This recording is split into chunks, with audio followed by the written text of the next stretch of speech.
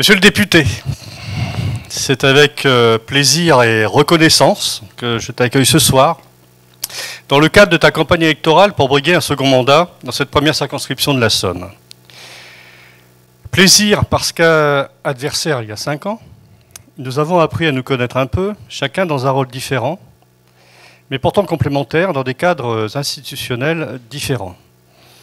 Je pense qu'une forme de respect mutuel s'est installée pour les fonctions que nous exerçons, qui a pris le pas sur nos divergences. Parce que nous faisons passer l'amélioration des conditions de vie de nos concitoyens avant toute autre considération, nous n'existons pas pour nous-mêmes, mais pour ce que nous pouvons apporter au collectif, au vivre ensemble. Le reste n'est que chimère. Reconnaissance pour l'engagement sans faille qui fait le tien auprès des plus fragiles durant ces 5 années. Pourquoi donc soutenir François dans son projet de réélection? François Ruffin est le seul député de gauche de la Somme. Un seul sur 5. En soi, c'est une seule raison déjà. C'est peu et quel poids sur ses épaules. Et quand on est de gauche, on soutient le candidat de gauche. Et puis, a-t-il démérité durant ces 5 années? A-t-il renié ses engagements de campagne? S'est-il détourné des ouvriers, des employés, des précaires, des sans-emploi, des plus faibles? Non. 3 fois non. Et c'est bien ce que lui reprochent ses adversaires. Il ne s'est pas contenté d'être le porte-parole des sans-voix. Il leur a permis de percer ce mur du silence de la précarité, des métiers sous-payés, de la pénibilité des métiers du lien tellement essentiels pour le quotidien de millions de Français.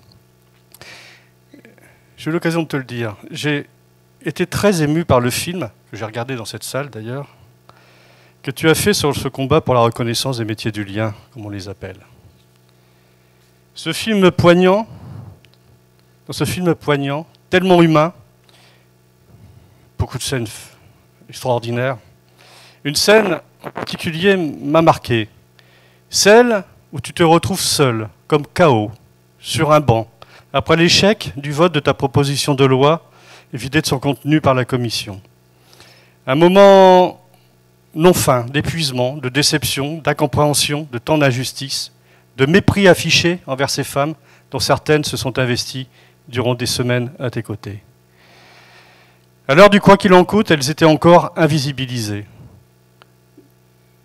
J'ai vu un homme sincère touché. Alors, monsieur le député, François, s'il ne fallait retenir qu'une seule raison de te réélire, c'est bien celle de la sincérité de ton engagement auprès de toutes ces femmes et ces hommes broyés par ce système, de tous les habitants de ce département qui ont besoin de cette fonction tribunicienne dans laquelle tu excelles, il faut bien en convenir.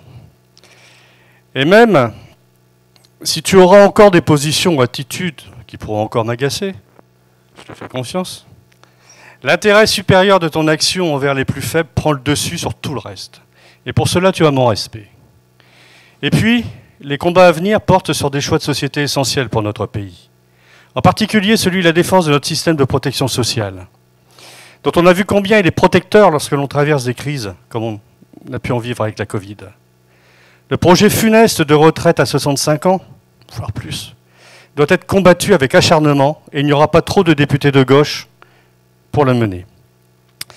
D'ailleurs, un mot sur ce sujet concernant tes adversaires.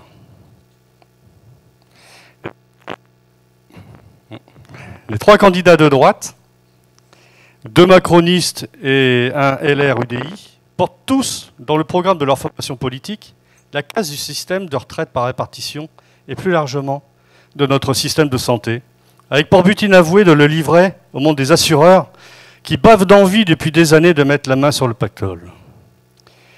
Alors que ces 3 candidats devraient le défendre. C'est un peu leur poule aux œufs d'or. Ils en vivent tous les 3. Un cadre de direction de la CPAM, un médecin, dont on a appris qu'il était français de souche, et un ambulancier. Tous rémunérés par la sécurité sociale. C'est formidable. Ça s'appelle scier la branche sur laquelle on est assis. On devra leur dire. Bien, sur ces quelques mots polémiques, je n'ai pas pu me retenir. Je te souhaite, François, une campagne électorale intense et victorieuse, et bon courage.